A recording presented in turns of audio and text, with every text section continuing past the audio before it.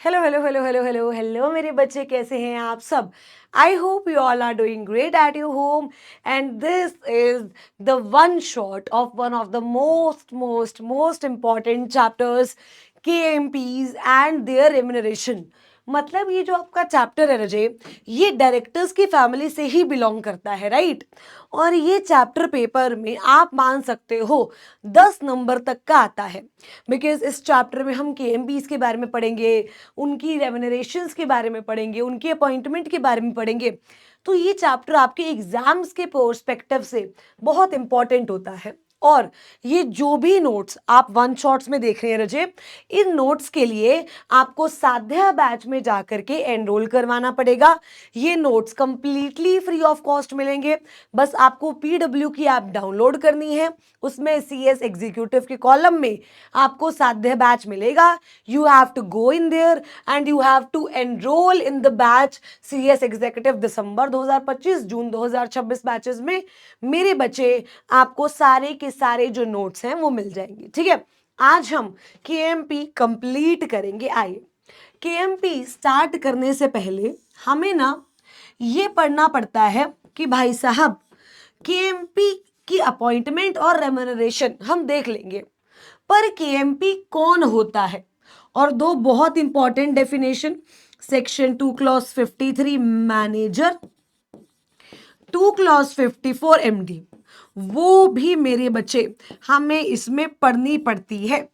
तो ये डेफिनेशंस पढ़ने से पहले एक बार देखते हैं कि भाई साहब KMP होता क्या। सेक्शन 2 क्लॉज 51, सेक्शन कौन सा है? 2 क्लॉज 51 बोलता है KMP in relation to a company means, मतलब KMP का क्या मतलब है? KMP में कौन कौन आता है? CEO और MD और मैनेजर, ठीक है जी, company secretary, whole time director, chief finance officer and such other officer not more than one level below the directors who is in whole time employment of the company and designated as KMP by the board and any such other officer as may be prescribed। ठीक है, अभी तक कुछ भी prescribe नहीं है। तो अगर आप देखो तो KMP कौन होता है मैम? CEO और MD और मैनेजर, यस और नो? इन तीनों में से एक होगा कोई कंपनी में। फिर ma'am CFO, CS, whole time director, और एक लास्ट वाला है, अभी उस पर बात करेंगे, ठीक है? इतनी बात क्लियर है? लास्ट वाला क्या कह रहा है शिवानी? देख, हर कंपनी में ना हायरार्कीज होती हैं, ठीक है? डायरेक्टर के नीचे कोई इंप्लॉयज होते हैं, उनके नीचे कोई इंप्लॉयज होते हैं, इस तरीके की हायरार्की होती है। Those employees who are only one level below directors and they should be at the whole time employment of the company। अगर डायरेक्टर्स ने इनको डेजिग्नेट किया है एज KMP, तो इनको भी हम KMP बोलेंगे। क्या किसी भी पार्ट टाइम ऑफिसर को हम KMP बोल सकते हैं? The answer is no. किसी भी पार्ट टाइम ऑफिसर को KMP नहीं बोला जाएगा। और क्या मैम, अगर कोई मान लो होल टाइम एम्प्लॉयमेंट में तो है कंपनी की, बट 2 लेवल बिलो डायरेक्टर्स है, क्या उसे KMP बोलेंगे? नहीं। अच्छा, क्या ये लोग ऑटोमेटिकली KMP बन जाएंगे? अगर मैं डायरेक्टर के 1 लेवल बिलो हूं, मैं होल टाइम एम्प्लॉयमेंट में हूं, तो क्या मैं ऑटोमेटिकली KMP हूं? लॉ मेकर कह रहा नहीं Shivani, designate as KMP by the board. ठीक है, मतलब बोर्ड इनको डेजिग्नेट करेगा एज KMP। एक बार दोबारा, ठीक है? KMP में कौन कौन आता है? तो लॉ मेकर कहता है Shivani, KMP in relation to company means CEO और MD और manager, whole time director, CS, CFO, और उसके बाद director not more than 1 level below the board and who is in whole time employment of the company designated as KMP। Done. अब ma'am ये MD और manager होता कौन है? तो चलो आओ मैनेजिंग डायरेक्टर की बात करते हैं। मैनेजिंग डायरेक्टर का सेक्शन है 2 क्लॉज 53 और 54, और मैनेजर का सेक्शन है 2 क्लॉज 53। ये जो मैनेजर है, ये आप कंपनी में पढ़ते हो, product manager, marketing manager, sales manager, वो वाला मैनेजर नहीं है। ये मैनेजर अलग है, द ग्रेट मैनेजर, राइट? आइए, MD मैनेजिंग डायरेक्टर, मतलब एक ऐसा डायरेक्टर जो कंपनी को मैनेज करता है, यस और नो? अगर आप MD की बहुत सिंपल सी डेफिनेशन देखो ना, तो MD वो डायरेक्टर है जिसके पास कंपनी की सब्सटेंशियल पावर है, जिसके पास कंपनी की क्या है, सब्सटेंशियल पावर। दोबारा, एमडी एक वो डायरेक्टर है जिसके पास कंपनी की सब्सटेंशियल पावर है। मतलब मैम सिर्फ एक डायरेक्टर ही एमडी बन पाएगा? The answer is yes, only a director can become a MD. If you are not a director, आप मैनेजिंग डायरेक्टर नहीं बन सकते। ठीक है, आप सिंपल सी बात देखो, जब आप पावर्स की बात करते हो तो दो तरीके की पावर्स होती है। ठीक है, एक होती है रूटीन नेचर की पावर और एक होती है सब्सटेंशियल नेचर की पावर। ठीक है, आप सिंपल सी बात, शेयर सर्टिफिकेट्स पे साइन करना, कॉल मनी मंगवाना, ये रूटीन नेचर की पावर है, ये सारी डायरेक्टर्स के पास होती है। लेकिन केस फाइल करने की पावर, ठीक है, बिजनेस को डाइवर्सिफाई करने की पावर, डिसीजंस एक्सपेंड करने की पावर, मर्जर डीमर्जर करने की पावर, ये एक डायरेक्टर के पास होएगी ना, मतलब ये सब्सटेंशियल पावर है। It is not a ordinary power. Law में डिफाइन नहीं है सब्सटेंशियल क्या है और रूटीन क्या है। लॉ में सिर्फ इतना बोला है, सब्सटेंशियल पावर वो है जो डे टू डे पावर नहीं है। सिंपल सी बात। तो मतलब आपने जब एक डायरेक्टर को इंपॉर्टेंट पावर्स दे दी तो उसको हमने क्या बोल दिया, मैनेजिंग डायरेक्टर। तो मैनेजिंग डायरेक्टर आप बन सकते हो अगर आर्टिकल्स में लिखा हुआ है, या फिर आपका कंपनी के साथ एग्रीमेंट है, या फिर रेजोल्यूशन पास हुआ है इन द जर्नल मीटिंग और द बोर्ड मीटिंग। अच्छा, क्या एक इंडिपेंडेंट डायरेक्टर एमडी बन सकता है? मैम ये कैसा मजाक है, एक इंडिपेंडेंट डायरेक्टर एमडी तो बन ही नहीं सकता है। यस और no, an independent director can not be MD, क्योंकि इंडिपेंडेंट डायरेक्टर में आता है director other than managing director. अच्छा, क्या एडिशनल डायरेक्टर एमडी बन सकता है? बिल्कुल बन सकता है, कोई दिक्कत नहीं है। सिंपल, जो वो डायरेक्टर जिसके पास सब्सटेंशियल पावर है। तो आप कैसे बन सकते हो, या तो एओए में लिखा हुआ है यस और नो, या तो आपका कंपनी के साथ एग्रीमेंट है, ये जर्नल मीटिंग में रेजोल्यूशन पास हुआ है आपको एमडी बनाने का, या बोर्ड मीटिंग में रेजोल्यूशन पास हुआ है। ठीक है, देखो, is interested with the substantial powers of management. उसके बाद मैनेजर कौन है? मैनेजर एक ऐसा इंडिविजुअल है who manages the whole or substantially the whole of affairs of the company. समझो, मतलब मैम मैनेजर का डायरेक्टर होना जरूरी नहीं है। Exactly, manager need not to be director. Manager का डायरेक्टर होना जरूरी नहीं है। मैनेजर का मतलब एक ऐसा पर्सन, सुनना, एक ऐसा पर्सन जो पूरी कंपनी को या ऑलमोस्ट पूरी कंपनी को संभाल रहा है। देखो क्या लिखा हुआ है, who manages the whole or substantially the whole of affairs of the company. मतलब जो या तो पूरी कंपनी को संभाल रहा है या सब्सटेंशियली द होल कंपनी को संभाल रहा है। सिंपल सी बात, मैनेजर अगर कोई मुझसे पूछे तो मैं क्या बोलूंगी कि हमने मैनेजर को इतनी पावर दे दी कि किसी और को पावर देने के लिए बची नहीं, क्योंकि सब्सटेंशियली द होल मैनेजमेंट तो वही संभाल रही है। So no. और अगर कोई पर्सन जिसको आपने एज सच मैनेजर तो नहीं बोला बट फिर भी वो पूरी कंपनी को संभाल रहा है, तो लॉ मेकर कह रहा है उसे भी हम क्या बोलेंगे, मैनेजर। और मैनेजर का डायरेक्टर होना जरूरी नहीं है। मतलब MD needs to be a director, manager needs not to be a director. Yes, अगर आप सुनना, अगर मेरे बच्चे मैं आपसे कुछ सवाल पूछूं, क्या एक कंपनी में दो एमडी हो सकते हैं, यस और नो? क्या एक कंपनी में दो एमडी हो सकते हैं? बिल्कुल, दो एमडी हो सकते हैं। क्या दो लोगों के पास सब्सटेंशियल पावर हो सकती है? बिल्कुल हो सकती है, कोई दिक्कत नहीं है। क्या एक कंपनी में दो मैनेजर हो सकते हैं? अब आप समझो, बहुत सारे बच्चे बोलेंगे हो सकते हैं, लेकिन हमने क्या बोला, मैनेजर का मतलब कि आपने किसी को इतनी ज्यादा पावर दे दी कि किसी और को पावर देने के लिए बची ही नहीं। समझो, आपने किसी को इतनी ज्यादा पावर दे दी कि किसी और को पावर देने के लिए बची ही नहीं। तो जब तुमने एक ही इंसान को सारी पावर दे दी तो दूसरे इंसान को क्या दोगे? क्या एक कंपनी में दो मैनेजर हो सकते हैं? The answer is no. तीसरा सवाल, क्या एक कंपनी में एक एमडी प्लस में एक मैनेजर हो सकता है? बताओ। क्या मेरे बच्चे एक कंपनी में एक एमडी प्लस एक मैनेजर हो सकता है? मैम मैनेजर वो है जिसको आपने होल ऑफ द मैनेजमेंट दे दिया, तो अब सब्सटैंशियल पावर्स तो बची नहीं है। एग्जैक्टली तो ये भी नहीं हो सकता है। ये बात लिखी भी हुई है सेक्शन नंबर 196। क्या इतनी बात क्लियर है? अब लॉ मेकर कहता है शिवानी कि एमपी की लिस्ट हमने तुझे दे दी, ठीक है, लेकिन लेकिन लेकिन सुनना, इसमें से एमडी को, मैनेजर को और डब्ल्यूटीडी को हम क्या बोलते हैं? एमपी, यानी मैनेजरियल पर्सोनल। मतलब ये सारे की एमपी में आते हैं, लेकिन एमडी, मैनेजर और डब्ल्यूटीडी ये किस में आता है मेरे बच्चे? मैनेजरियल पर्सोनल में। जैसे अभी मैं आपको एक सेक्शन कराऊंगी, सेक्शन नंबर 196। कौन सा सेक्शन करेंगे मेरे बच्चे? Section number 196।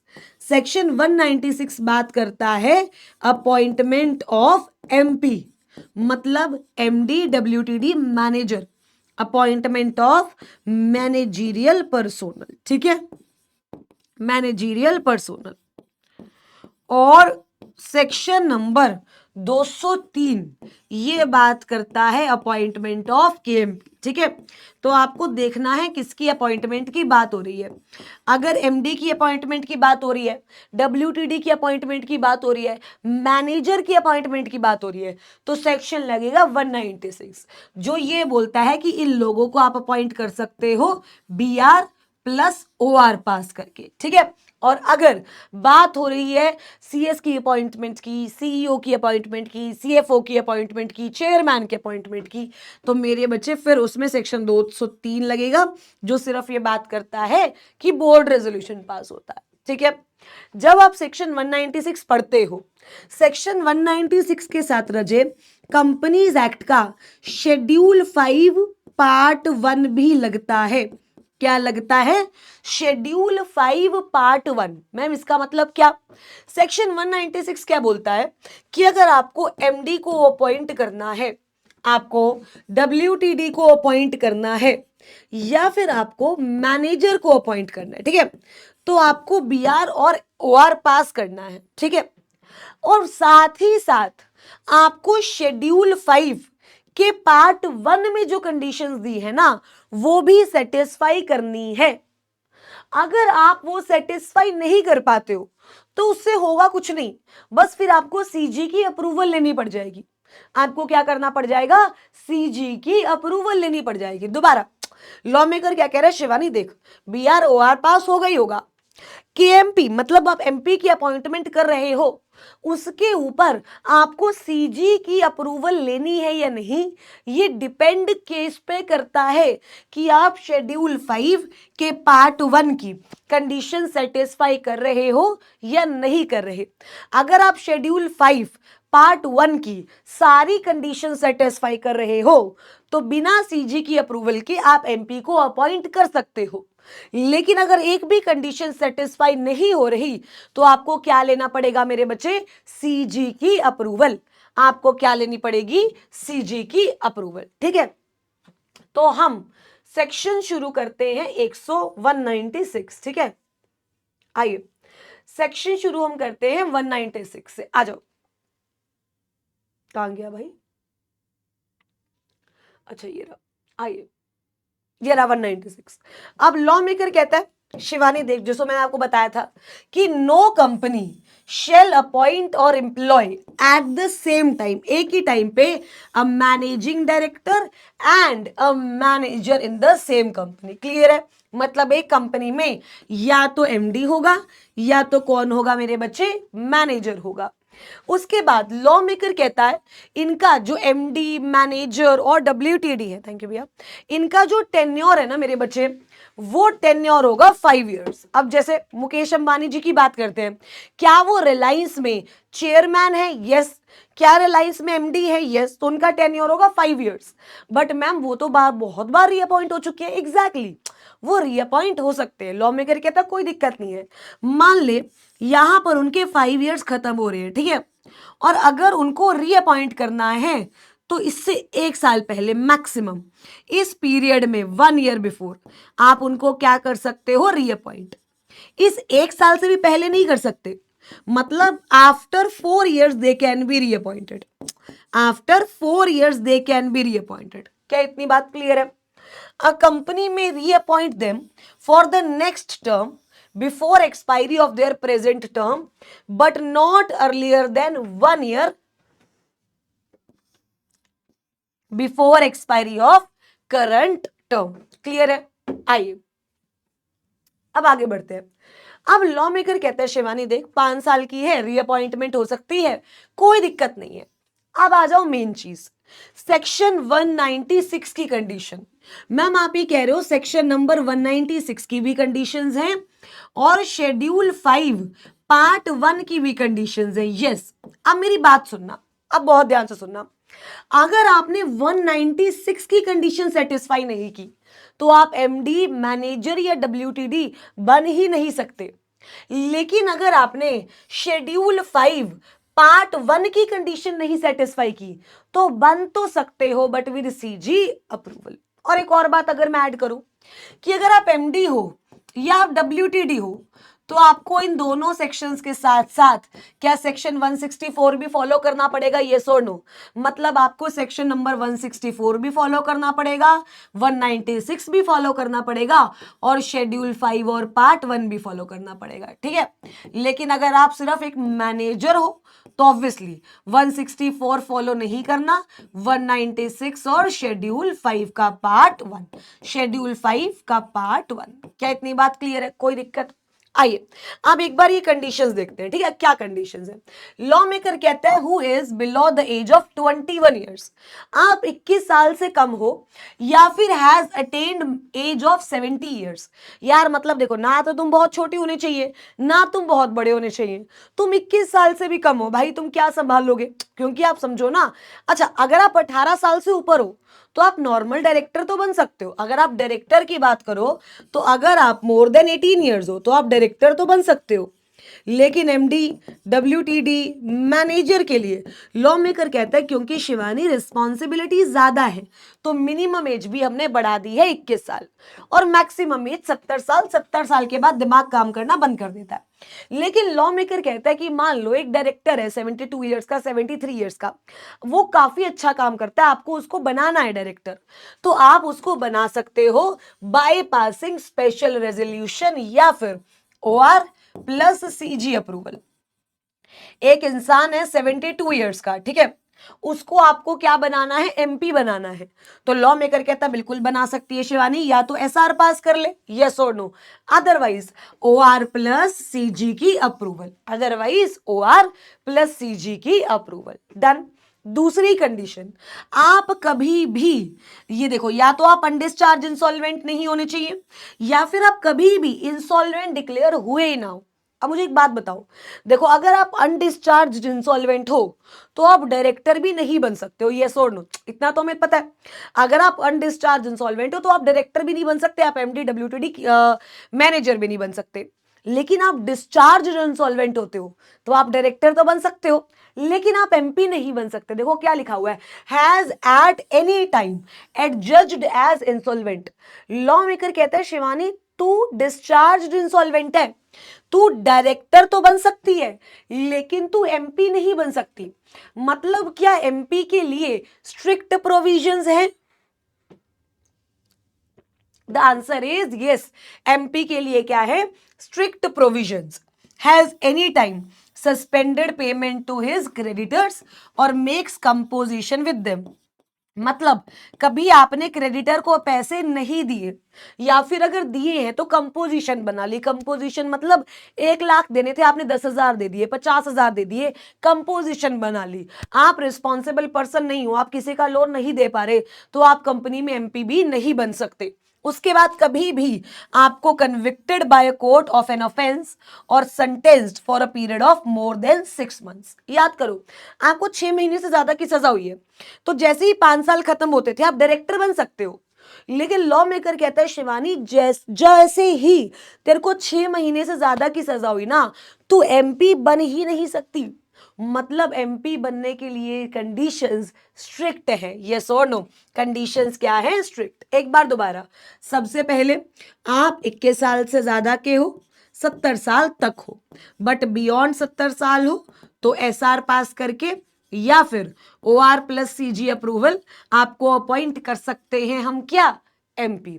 उसके बाद दूसरी कंडीशन, आप अनडिस्चार्ज इंसॉल्वेंट हो या कभी भी आप इंसॉल्वेंट हुए हो, आप MP नहीं बन सकते। आपने कभी भी क्रेडिटर्स की पेमेंट सस्पेंड की है, आप MP नहीं बन सकते। उसके बाद आपको कभी भी 6 महीने से ज्यादा की सजा हुई है तो आप MP नहीं बन सकते। इनमें से आपने एक भी कंडीशन अगर ब्रीच करी तो आप मैनेजरियल पर्सोनल बन नहीं पाओगे। अब उसके बाद एक बार आप शेड्यूल 5 वाली कंडीशंस भी देख लो, ठीक है। शेड्यूल 5 और पार्ट 1 में कितनी कंडीशंस है, 4। He has not been sentenced for any period or to fine exceeding 1000 rupees under 19 act, मतलब सारे एक्ट्स भाई जो तुम्हें याद है, SCRA, income tax act, companies act, FEMA act, yes और no, fugitive economic offender act, मतलब तुम्हें जितने एक्ट्स याद आ रहे हैं तुम सारे लिख दो, ठीक है। उसके बाद एक्साइज हो गया, मतलब जितने एक्ट आ रहे हैं सारे। किसी भी एक्ट में आपको सजा ना हुई हो और आपको 1000 से ऊपर का फाइन ना लगा हो। अगर मान लो किसी भी एक एक्ट में, कंपनीज एक्ट में आपको 1 लाख रुपए का फाइन लगा है तो क्या आप MP बन ही नहीं सकते? बताओ, लॉ मेकर क्या कह रहा है कि आप MP बन ही नहीं सकते। लॉ मेकर कह रहे हैं शिवानी बन सकते हो, but with what, CG approval. With what, CG approval. आपको कभी भी, ठीक है, कॉफी पोसा एक्ट में सजा ना हुई हो। COFEPOSA act, conservation of foreign exchange and prevention of smuggling activities 1974। Age का क्राइटेरिया सेम है, age minimum 21 years and maximum 70 years. और आप इंडिया में रेजिडेंट होने चाहिए। देखो, रेजिडेंट का क्राइटेरिया यूजुअली हर एक्ट में अलग अलग होता है।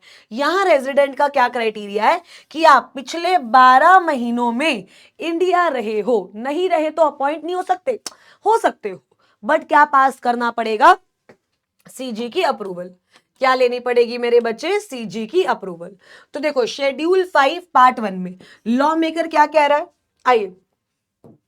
लॉ मेकर ये बात बोल रहा है, शिवानी शिवानी शिवानी मेरी बात सुन, एज का क्राइटेरिया तो सेम है, ठीक है, 21 ईयर्स और 70 ईयर्स। फिर उसके बाद मतलब वेरियस एक्ट्स है, उसमें आपको जो है डिटेंशन ना हुई हो, हाँ या ना, डिटेंशन ना हुई हो, एंड मोर देन 1000 की आपको क्या नो यू, मतलब 1000 से ज्यादा का आपको फाइन ना लगा हो। उसके बाद आपको डिटेंशन ना हुई हो अंडर कॉफी पोसा एक्ट। कौन सा एक्ट मेरे बच्चे, कॉफी पोसा एक्ट, ठीक है। और उसके बाद आप रेजिडेंट ऑफ इंडिया हो, मतलब प्रीवियस 12 मंथ्स आप कहां रहे हो, इंडिया में। आप कहां रहे हो, इंडिया में। एक बार दोबारा, अगर आप शेड्यूल 5 की पार्ट 1 वाली कंडीशन सेटिस्फाई नहीं भी कर रहे हो तो लॉ मेकर कहता है इससे कुछ होगा नहीं, बस आपको CG का अप्रूवल लेना पड़ेगा। तो देखो यहां पर भी लिखा हुआ है क्या लेना पड़ेगा, देखो आपको बोर्ड रेजोल्यूशन पास करना है, बोर्ड ऑफ डायरेक्टर्स, आपको जर्नल मीटिंग में OR पास करवाना है, और आपको मेरे बच्चे MR1 में the company should file with ROC return of appointment of MD WTD और मैनेजर। मतलब ROC को बताओगे तो सही ना कि आपने अपॉइंट करा है MP, यस और नो।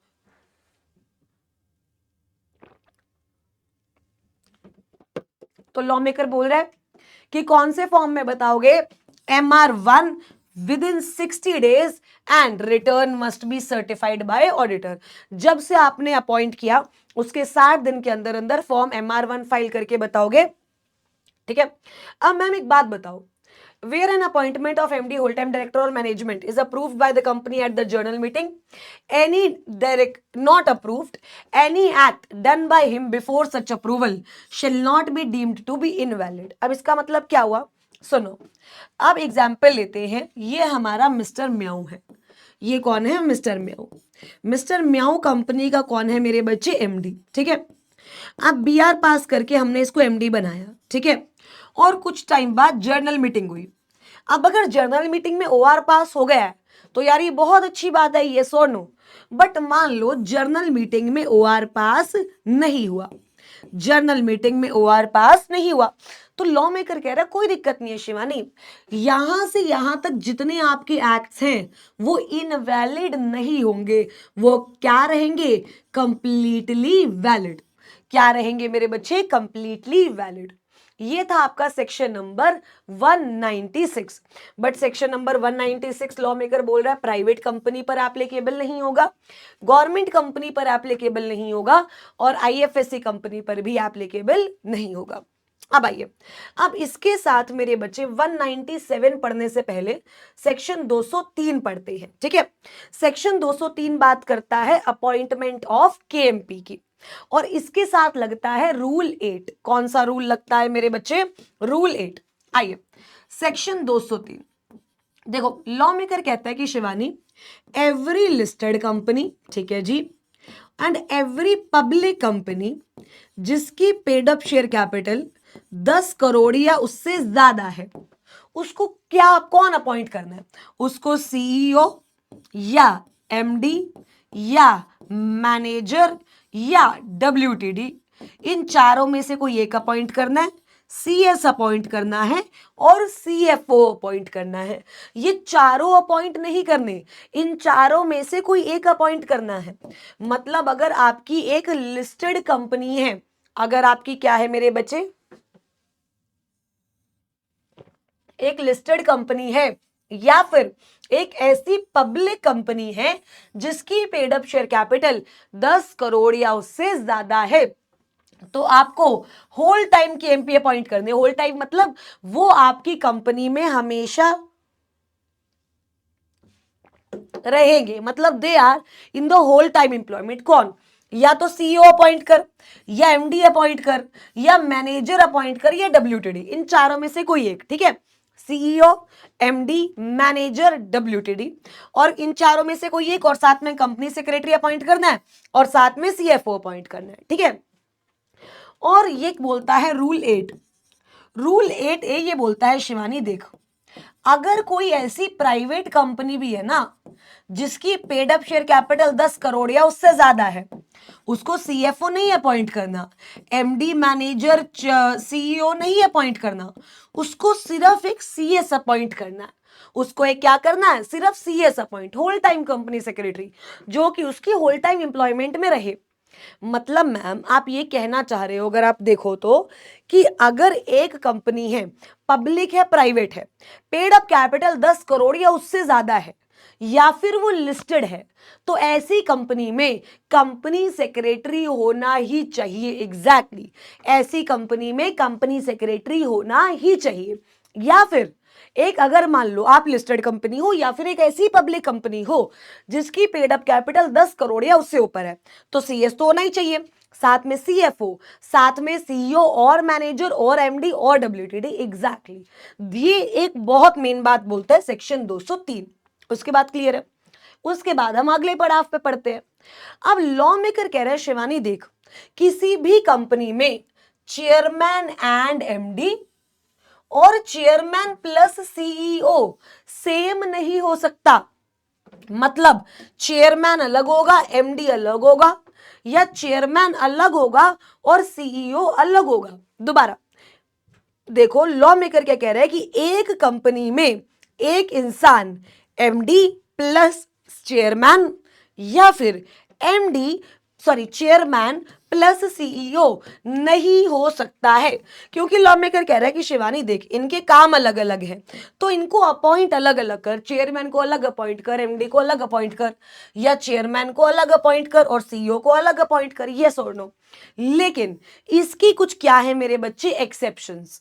इसकी कुछ क्या है, एक्सेप्शंस। देखो ये यही करवा रही थी ना मैं आपको, no person shall act as a chairman और एमडी और सीईओ सीएफओ।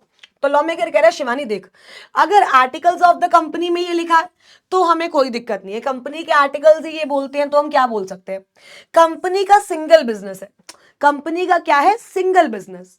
उसके बाद company is engaged in the multiple business and has appointed one or more CEO for such businesses.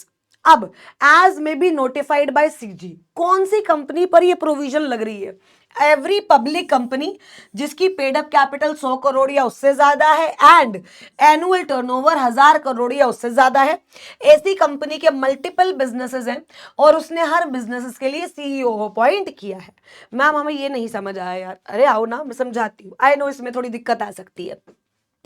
Law maker क्या कह रहे हैं शिवानी, ये कंपनी है, ठीक है, इस कंपनी में एक सेम इंसान चेयरमैन प्लस एमडी या चेयरमैन प्लस सीईओ नहीं होना चाहिए। समझ आ गई।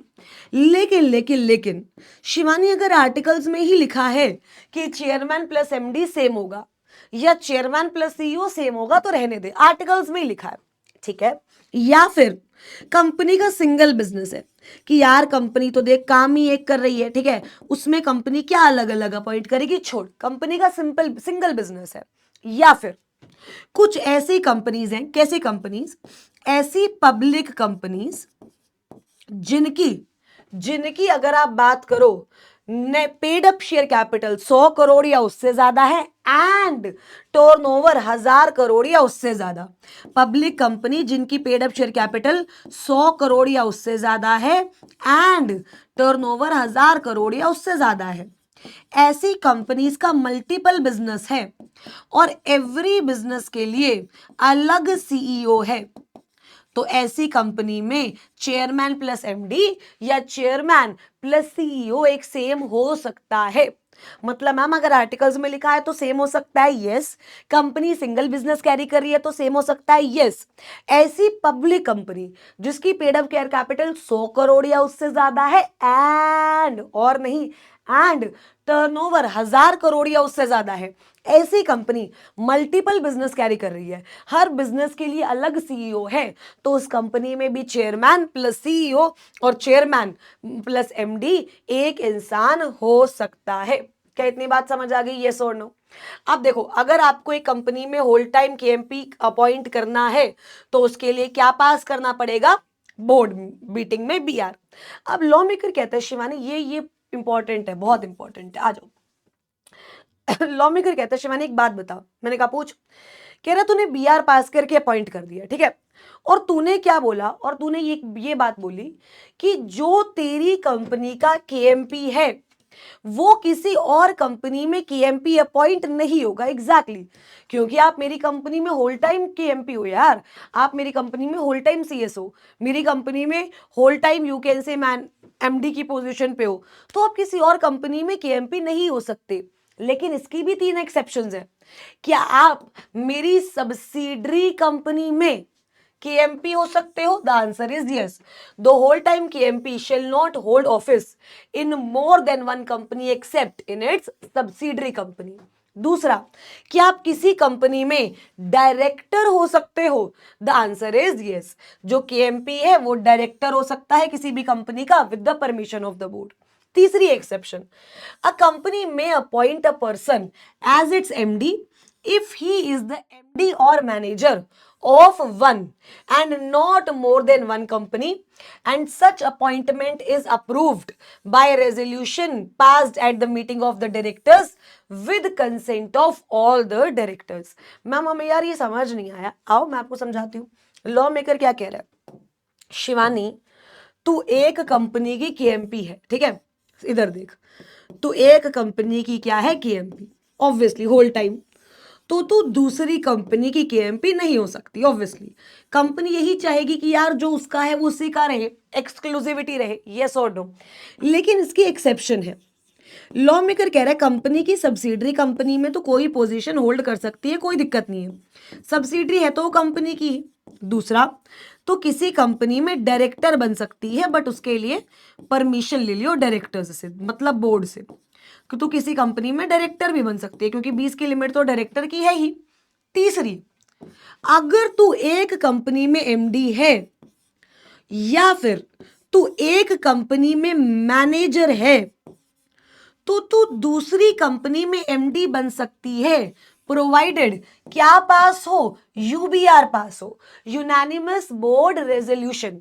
यूनानिमस बोर्ड रेजोल्यूशन मतलब approval of all the directors who are present in board meeting.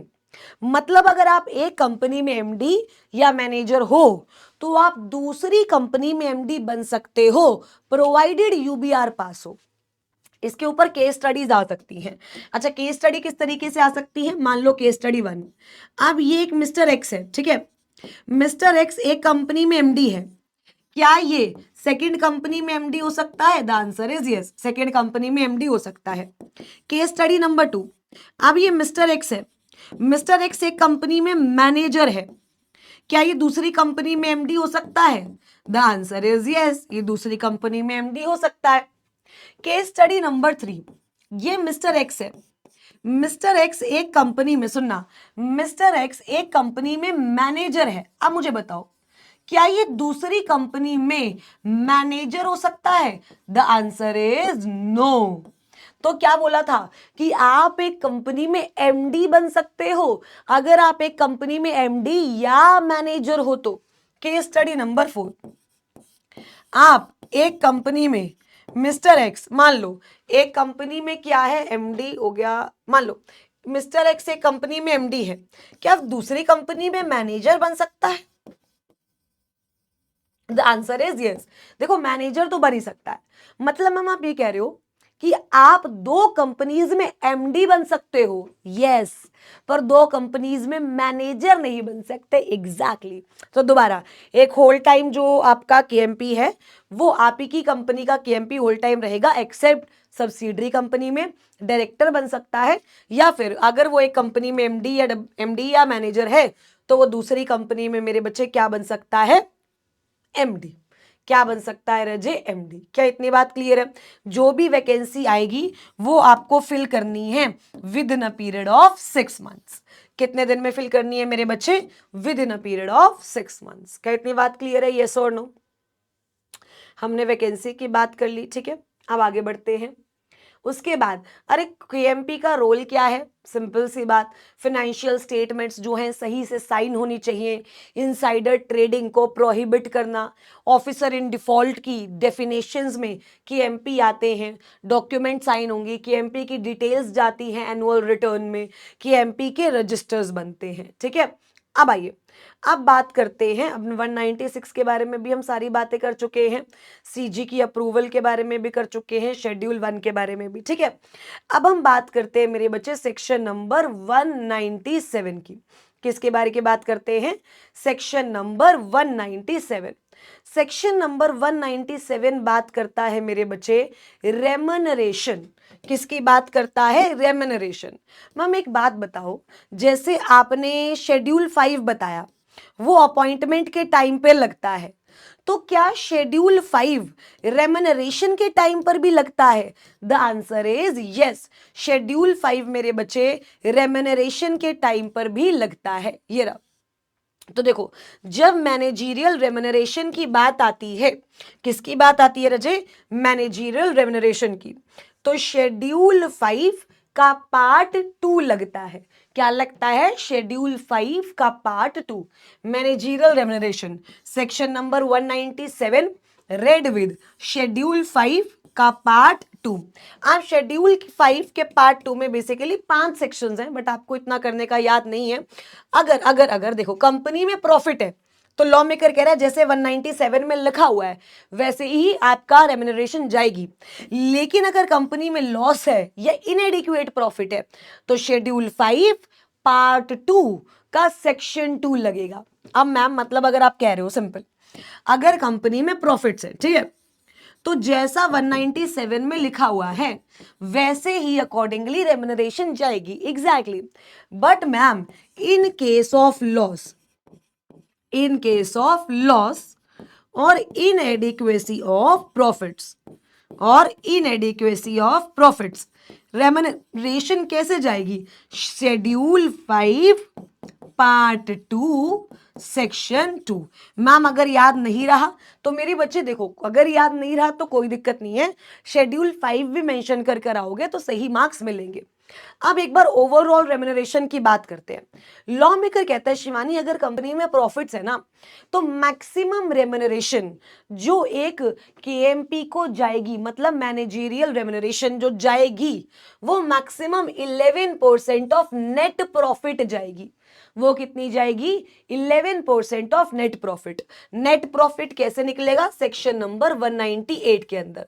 मतलब मैम आप ये कह रहे हो कि executive as well as non executive directors को अगर हम मिला दें, अगर हम एग्जीक्यूटिव और नॉन एग्जीक्यूटिव डायरेक्टर्स को मिला दे तो मैक्सिमम रेम्यूनरेशन उनको जाएगी 11% ऑफ नेट प्रॉफिट। यस, अच्छा, कंपनी में सिर्फ एक ही एमडी डब्ल्यूटीडी या आपका यू कैन से मैनेजर है तो उसको 5% ऑफ नेट प्रॉफिट दे दो।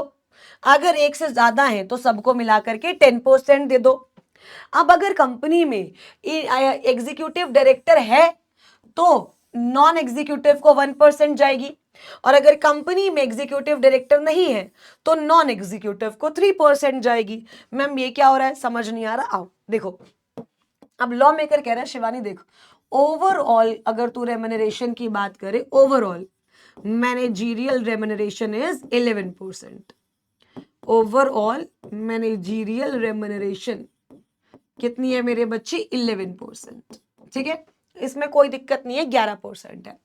अब तू एक बात देख इधर आ, अगर तेरी कंपनी में एक ही एमडी या एक ही डब्ल्यूटीडी या एक ही मैनेजर है, एक ही है भाई, एक ही है, तो उसको कितना ही देगी, तो उसको मैक्सिमम दे सकती है 5% ऑफ नेट प्रॉफिट। तो उसको मैक्सिमम कितना दे सकती है, 5% ऑफ नेट प्रॉफिट। अच्छा, एक से ज्यादा, इनको मैं एग्जीक्यूटिव डायरेक्टर बोल रही हूं, एक से ज्यादा है तो भाई उन सबको मिलाकर के 10% ऑफ नेट प्रॉफिट दे दे। अब मान ले तेरी कंपनी में एग्जीक्यूटिव डायरेक्टर अगर है ही नहीं तो सारा काम का बोझ नॉन एग्जीक्यूटिव डायरेक्टर पे पड़ेगा, इनको तू दे दे 3% ऑफ नेट प्रॉफिट। और अगर तेरी कंपनी में कोई भी एग्जीक्यूटिव डायरेक्टर है तो नॉन एग्जीक्यूटिव डायरेक्टर को जाएगा 1% ऑफ नेट प्रॉफिट। मतलब 11, 5, 10, 3, 1। ठीक है, अगर इस 11% की लिमिट को इंक्रीज करना है तो तुझे ओआर पास करना पड़ेगा, और अगर तुझे इंडिविजुअल लिमिट्स को एक्सीड करना है तो तुझे एसआर पास करना पड़ेगा। तो तुझे क्या पास करना पड़ेगा, SR. Individual limits can be exceed by passing SR. ये एक बार फटाफट से रिवाइज करो। अगर मैम कंपनी में, सुनना, अगर हमारी कंपनी में प्रॉफिट्स हैं तो मैक्सिमम 11% रेम्यूनरेशन जाएगी, जिसमें से अगर कंपनी में सिर्फ एक एमडी है तो उसको 5%, एक से ज्यादा ईडी है तो सबको मिलाकर 10%, कंपनी में ईडी है ही नहीं तो एनईडी को 3%, और अगर कंपनी में ईडी है तो एनईडी को 1%। ठीक है, उसके बाद remuneration drawn in professional capacity.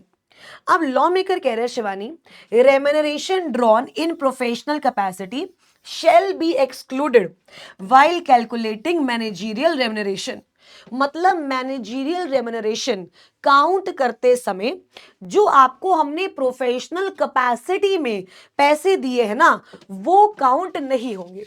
Example लेते हैं, आप मेरी कंपनी की एमडी हो, ठीक है, तो आपको रेम्यूनरेशन मिलेगी, आपकी एक लिमिट होगी, और आप साथ ही साथ आप मेरी कंपनी में मान लो कोई प्रोफेशनल पोजीशन होल्ड करते हो, मान लो सेल्स मैनेजर भी हो।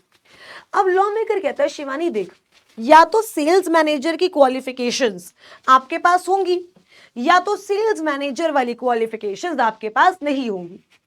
अगर आप क्वालिफाइड इनफ हो, आप प्रोफेशनली कैपेबल हो, आप मेरी कंपनी को सर्विसेज दे सकते हो, तो एमडी की रेम्यूनरेशन अलग है और प्रोफेशनल जो आप सर्विसेज दे रहे हो उसकी रेम्यूनरेशन अलग है। उसका इस लिमिट से कोई भी लेना देना नहीं है, उसका इस लिमिट से कोई भी लेना देना नहीं है। लेकिन आप हो नर्सरी फेल, आप हो यूकेजी फेल, तो मतलब आप कहीं ना कहीं ज्यादा पैसे ऐंठने के चक्कर में प्रोफेशनल सर्विसेज दे रहे हो, जबकि you are not too professionally capable, you are not what, professionally capable. तो लॉ मेकर कहता है तब आपकी जो प्रोफेशनल कैपेसिटी में जो आपको पैसा मिल रहा है वो भी रेम्यूनरेशन में इंक्लूड हो जाएगा। वो भी किस में इंक्लूड हो जाएगा मेरे बच्चे, रेम्यूनरेशन में इंक्लूड हो जाएगा। हमने इतनी इसकी बात कर ली कंप्लीटली। ठीक है, उसके बाद चलो खैर, उसके बाद लॉ मेकर कहता है शिवानी रेम्यूनरेशन के साथ साथ ना सिटिंग फीस भी दी जाएगी। क्या दी जाएगी? Sitting fees. मतलब डायरेक्टर्स को मीटिंग अटेंड करने के लिए सिटिंग फी दी जाएगी पर डायरेक्टर पर मीटिंग। सिटिंग फी दी जाएगी मैक्सिमम 1 लाख। सिटिंग फीस कितनी दी जाएगी? मैक्सिमम 1 लाख। अब लॉ मेकर कहता है शिवानी क्या अलग अलग डायरेक्टर्स को सिटिंग फीस अलग अलग दी जा सकती है? बिल्कुल, अलग अलग डायरेक्टर्स को सिटिंग फीस अलग अलग दी जा सकती है, कोई दिक्कत नहीं है। लेकिन जो सिटिंग फी बाकी सब डायरेक्टर्स को दी जा रही है उससे कम वुमेन डायरेक्टर और इंडिपेंडेंट डायरेक्टर को नहीं दी जानी चाहिए। देखो सिटिंग फी मैक्सिमम 1 लाख पर डायरेक्टर पर बोर्ड मीटिंग, ठीक है, पर डायरेक्टर पर बोर्ड मीटिंग। अब ये अपार्ट फ्रॉम मैनेजरियल रेम्युनरेशन, मतलब सिटिंग फी और मैनेजरियल रेम्युनरेशन दोनों अलग है। सिटिंग फी को आप मैनेजरियल रेम्युनरेशन में इंक्लूड नहीं करोगे। अच्छा, क्या सिटिंग फी लॉस के केस में भी जा सकती है? यस। क्या एग्जीक्यूटिव और नॉन एग्जीक्यूटिव को भी जाएगी? Yes, provided that for independent director and women director the sitting fees paid shall not less than the sitting fees payable to other directors। चलो अब देखो इन केस ऑफ लॉस, ठीक है, in case of loss या inadequacy of profits, आपकी जो remuneration होगी ना वो डिपेंड करेगी आपकी इफेक्टिव कैपिटल पे। आपकी रेम्युनरेशन किस पे डिपेंड करेगी? इफेक्टिव कैपिटल पे। दोबारा, किस पे डिपेंड करेगी? इफेक्टिव कैपिटल पे। अब मैम ये इफेक्टिव कैपिटल क्या होता है? आओ मैं आपको बताती हूं। इफेक्टिव कैपिटल निकालने का मेरे बच्चे कंप्लीट फॉर्मूला है। कंपनी की paid up share capital plus free reserves plus SPR minus long term deposits, short term deposits नहीं लेने, minus long term deposits plus में debentures minus investments and minus preliminary expenses. ये निकाल दोगे तो आपका क्या बनेगा? Effective capital. ये आपका क्या बनेगा मेरे बच्चे? Effective capital. एक बार बताओ फटाफट से, जल्दी जल्दी जल्दी, इफेक्टिव कैपिटल का क्या फॉर्मूला है? आपको एक बार यहां पर दे रखा है, एक बार देख लेते हैं।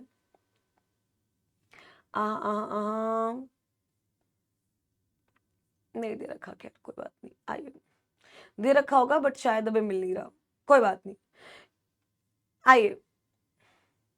हाँ, आपको मेरे बच्चे जो रेम्युनरेशन मिलेगी वो किस बेसिस पे मिलेगी मेरे बच्चे? Effective capital. किस बेसिस पे मिलेगी? Effective capital. अब लॉ मेकर कहता है शिवानी अगर इफेक्टिव कैपिटल जो है वो नेगेटिव या फिर लेस देन 5 करोड़ रुपीस है तो आप ईयरली पर पर्सन को, अगर वो मैनेजरियल पर्सन है उसे आप दे सकते हो 60 लाख और अदर डायरेक्टर्स को 12 लाख। आपकी इफेक्टिव कैपिटल 5 करोड़ या उससे ज्यादा है लेकिन 100 करोड़ तक है तो आप मैनेजरियल पर्सन को दे सकते हो 84 लाख रुपीस और अदर डायरेक्टर्स को दे सकते हो 70 लाख रुपीस। आपकी इफेक्टिव कैपिटल 100 करोड़ या उससे ज्यादा है, 250 करोड़ तक है, मैनेजरियल पर्सोनल को 120 लाख दे सकते हो और दूसरे डायरेक्टर्स को 24 लाख दे सकते हो। अगर आपकी इफेक्टिव कैपिटल 250 करोड़ या उससे ज्यादा है तो उस केस में आप मैनेजरियल पर्सोनल को 120 lakh plus 0.01% of effective capital in excess of 2.5 lakh रुपए, 250 लाख रुपए और अदर डायरेक्टर्स को 24 lakh plus 0.01% of effective capital. एक बार दोबारा, आप कितनी रेम्युनरेशन दे सकते हो ये डिपेंड किस पे करता है? आपकी इफेक्टिव कैपिटल पे। किस पे डिपेंड करता है? आपकी इफेक्टिव कैपिटल पे। अगर आपकी जो इफेक्टिव कैपिटल है वो नेगेटिव है या लेस देन 5 करोड़ है, कितनी है? लेस देन 5 करोड़, तो एमपी को आप दे सकते हो 60 लाख और दूसरे डायरेक्टर्स को आप दे सकते हो 12 लाख। 5 करोड़ या उससे ज्यादा है, 100 करोड़ तक है, एमपी को आप दे सकते हो 84 लाख, बाकी सारे डायरेक्टर्स को आप दे सकते हो 17 लाख। 100 करोड़ या उससे ज्यादा है, 250 करोड़ तक है तो एमपी को आप दे सकते हो 120 लाख, बाकी सब डायरेक्टर्स को आप दे सकते हो 24 लाख। और अगर 250 करोड़ से भी ज्यादा है तो एमपी को आप दे सकते हो 120 लाख प्लस 0.01% ऑफ रेम्युनरेशन जितनी 220 करोड़ से ऊपर है और इसको 24 लाख प्लस 0.01% जितनी उससे ऊपर है। क्या इतनी बात समझ आई? ठीक है, आइए उसके बाद ये हमने बात कर ली। आप रेम्युनरेशन कैसे दोगे?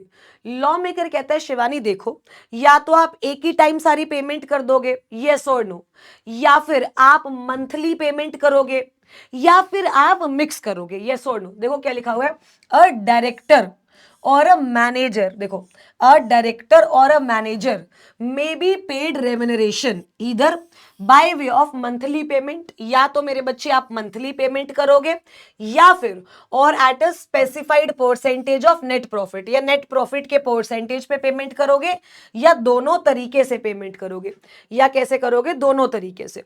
अच्छा मैम, अगर मान लो आपका डायरेक्टर को हम ज्यादा पेमेंट चली गई तो क्या होगा?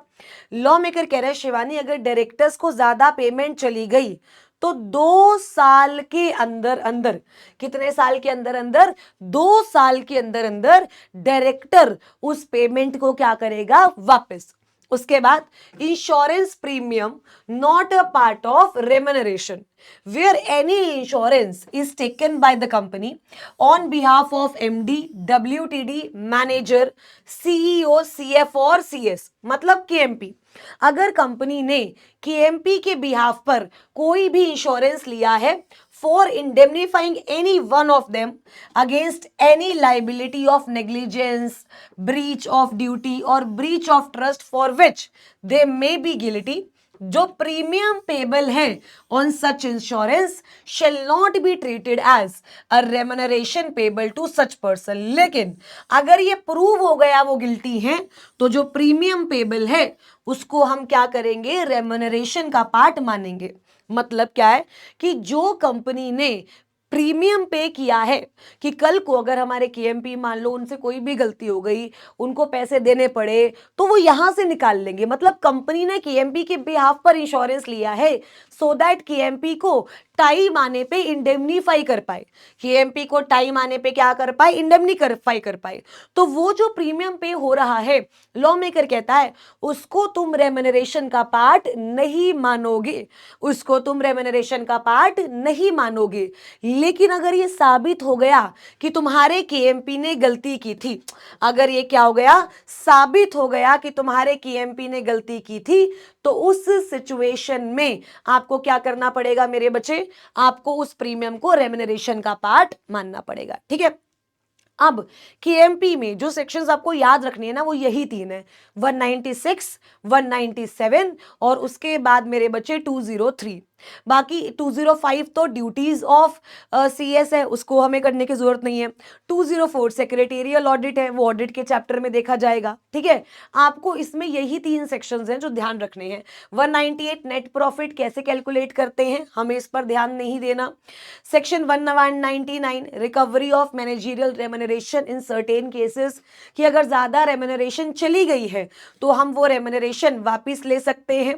ठीक है, उसके बाद एडिशनल कंप्लाइंसेस सेक्शन 200 की, जब आप रेम्युनरेशन दोगे किसी को भी तो उसमें आप चीजों का ध्यान रखोगे, कंपनी की फाइनेंशियल पोजीशन का, उस इंसान की पर्सनल क्वालिफिकेशंस का। ठीक है, इसमें जो एक और सेक्शन ऐसा आता है जिस पर हमें थोड़ा ध्यान देना है, that is section 202। That is what? Section 202। आइए सुनना, सेक्शन 202 बात करता है कंपनसिएशन फॉर लॉस ऑफ ऑफिस। किसकी बात करता है रजे? कंपनसिएशन फॉर लॉस ऑफ ऑफिस। लेकिन ये कंपनसिएशन सिर्फ किसको मिलेगी? ये कंपनसिएशन सिर्फ और सिर्फ मिलेगी मेरे बच्चे एमडी को, डब्ल्यूटीडी को और, अरे भाई, एमडी को, डब्ल्यूटीडी को और मैनेजिंग डायरेक्टर को। किसी और डायरेक्टर को ये कंपनसेशन नहीं मिलेगी। मैम इसका मतलब क्या है? रजय इसका मतलब ये है कि आपने अपनी कंपनी में एमडी अपॉइंट किया, आपने अपनी कंपनी में डब्ल्यूटीडी अपॉइंट किया। ठीक है, अब ये लोग अपॉइंट होते हैं एक बड़े टाइम पर, एक बड़े लेवल पर। अब अगर इनको टाइम से पहले आप निकाल रहे हो तो क्या इनको लॉस होगा? यस और नो बताओ। हाँ मैम, इनको लॉस तो बिल्कुल होगा। तो इसीलिए मेरे बच्चे हम इसे कंपनसिएशन देते हैं ताकि इनका लॉस क्या हो पाए मेरे बच्चे? रिकवर, ताकि इनका लॉस क्या हो पाए? रिकवर। लेकिन कंपनसिएशन सिर्फ किसको मिलेगी? एमडी को, डब्ल्यूटीडी को और डायरेक्टर को। किसको मिलेगी? एमडी, डब्ल्यूटीडी को और डायरेक्टर को। लेकिन लॉ मेकर कहता है कंपनसेशन कब नहीं मिलेगी? सबसे पहले तो ये बताओ भाई, देख जहां डायरेक्टर ने खुद ही रिजाइन किया है, मतलब डायरेक्टर को नहीं पसंद था, डायरेक्टर खुद रिजाइन करके चला गया, डायरेक्टर का ऑफिस 167 में वैकेट हुआ है, ठीक है, डायरेक्टर की वजह से भाई कंपनी तक बंद होने लग गई थी। डायरेक्टर, कंपनी हमारी अमलगमेट हुई थी, हमने डायरेक्टर को सेम पोजीशन ऑफर करी, लेकिन डायरेक्टर ने लेने से मना कर दिया। लेकिन डायरेक्टर ने उस पोजीशन को लेने से क्या कर दिया? मना। देखो क्या लिखा, where the director resigns from his office as a result of reconstruction of the company or amalgamation with any body corporate and is appointed as MD, WTD or manager of the reconstructed company. जैसे Mr. A is a manager of ABC Limited who resigns as a result of amalgamation of it with XYZ and is appointed as manager of XYZ. तो इस situation में भी कोई compensation नहीं दी जाएगी। भाई अगर तुम एक कंपनी से हटे तो तुम्हें दूसरी कंपनी में तो हमने जगह दे दी ना, और वो भी सेम जगह दी है, और तुम उस कंपनी से हटे क्यों? क्योंकि मर्जर अमलगमेशन हो गया था, इसमें तो तुम्हारा लॉस ही नहीं है। तो मेरी कंपनी में एमडी थे, मेरी कंपनी का किसी और कंपनी के साथ मर्जर हो गया, उसमें तुम एमडी बन गए, अब तो ऑब्वियसली मेरी कंपनी से तो हटना ही था। तो इसमें कंपनसेशन किस बात की? यस और नो? डायरेक्टर ने खुद ही रिजाइन किया है। भाई जब डायरेक्टर ने खुद ही रिजाइन किया है तो उस सिचुएशन में उसे कंपनसेशन क्यों दोगे? आपका ऑफिस वैकेट हुआ है अंडर सेक्शन 167। इसका क्या मतलब है कि भाई कहीं ना कहीं आप डिस्क्वालिफाइड हो, आपने मीटिंग्स अटेंड नहीं करी, आपने 184 में डिफॉल्ट किया है, यस और नो? यही तो मतलब हुआ ना इसका। तो भाई जब तुम खुद डिस्क्वालिफाइड हो, जब तुम अपने काम को लेकर सिंसियर नहीं हो, तो हम तुम्हें कंपनसेशन वैसे भी नहीं देंगे। Where the office of director is vacated under 167, जहां पर कंपनी वाउंड अप हो रही है, और भाई वो तुम्हारे डिफॉल्ट की वजह से, मतलब तुम कंपनी को तो बंद करवा गए और अब तुम बोल रहे हो तुम्हें कंपनसेशन चाहिए। वाह डायरेक्टर वाह।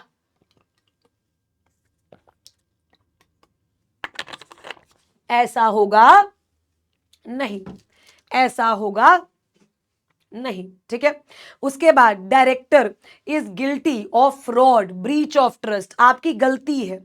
डायरेक्टर हैज इंस्टिगेटेड और has taken part directly bringing about the termination of office.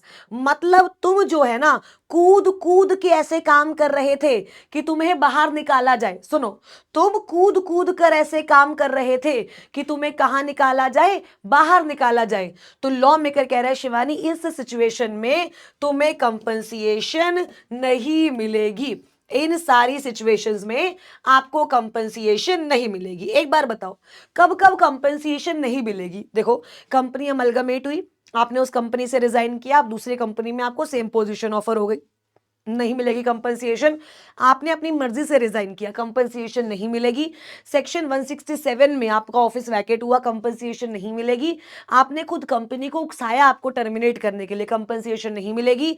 You are involve in fraud, compensation नहीं मिलेगी। तुम्हारी नेग्लिजेंस की वजह से कंपनी बंद हो रही है, उस सिचुएशन में भी कंपनसेशन नहीं मिलेगी। मैम समझ आ गया, कंपनसेशन इन सारे सिचुएशंस में नहीं मिलेगी, राइट।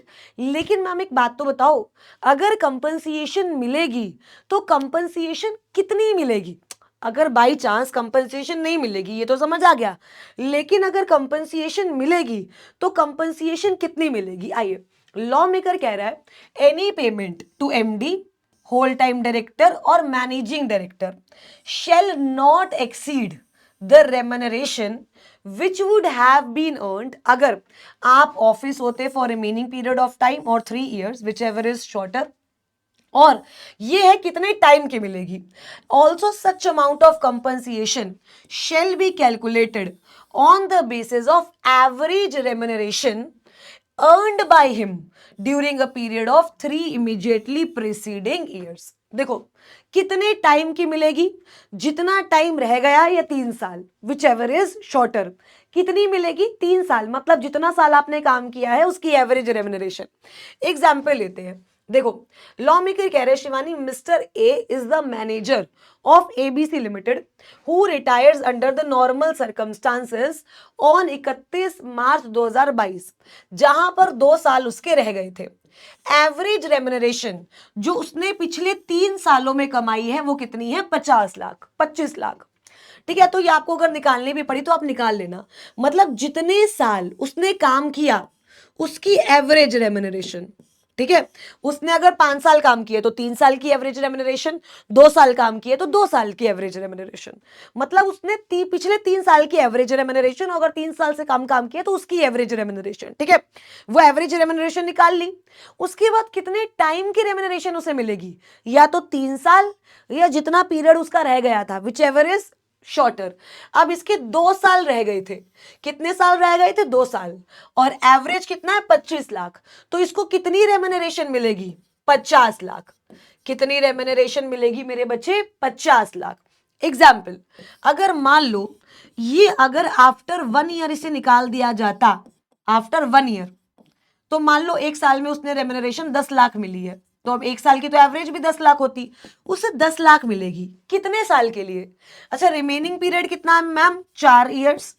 रिमेनिंग पीरियड 4 साल है और 3 years, which ever is shorter. तो मतलब उसे 30 लाख रुपए मिलेंगे।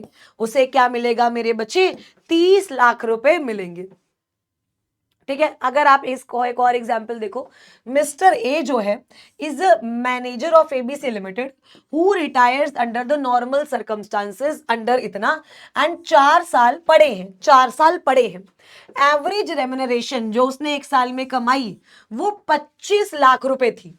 तो अब मुझे एक बात बताओ, कितने टाइम की रेम्युनरेशन मिलती है? जितना टाइम पड़ा है या 3 साल, विच एवर इज शॉर्टर। तो 3 साल शॉर्टर है तो उसे बेसिकली 75 लाख रुपीज मिलेगा, if I am not wrong. Yes और नो? यही लिखा हुआ ना, the winding up of the कम। अच्छा, अब वाइंडिंग अप ही उसकी वजह से हुई है तो इसीलिए कोई नहीं मिलेगा, बट अदरवाइज 75 लाख रुपीज मिलता। ठीक है, तो मेरे बच्चे आपको केएमपी में सिर्फ इतना ही ध्यान रखना है, जो सवाल आएगा वो यहीं से आएगा, इसके बियॉन्ड नहीं आएगा। ठीक है, आई होप मेरे बच्चे यहाँ तक सारी सिचुएशंस आपकी बहुत बढ़िया तरीके से क्लियर हो। आपको कोई भी डाउट है, you can always always always मेरे बच्चे reach out to me. KMP के जितने इंपॉर्टेंट सेक्शंस थे वो सारे सेक्शंस हम लोगों ने डन एंड डस्टेड कर लिए है। एक बार बता दो, आज की क्लास दिमाग में क्लियर या से क्लियर? आई होप आज की क्लास दिमाग में क्लियर होगी। मेहनत हमारी, रिजल्ट हमारा, छुट्टी हमारी। Thank you so much, have a great great great day है। Thank you so much.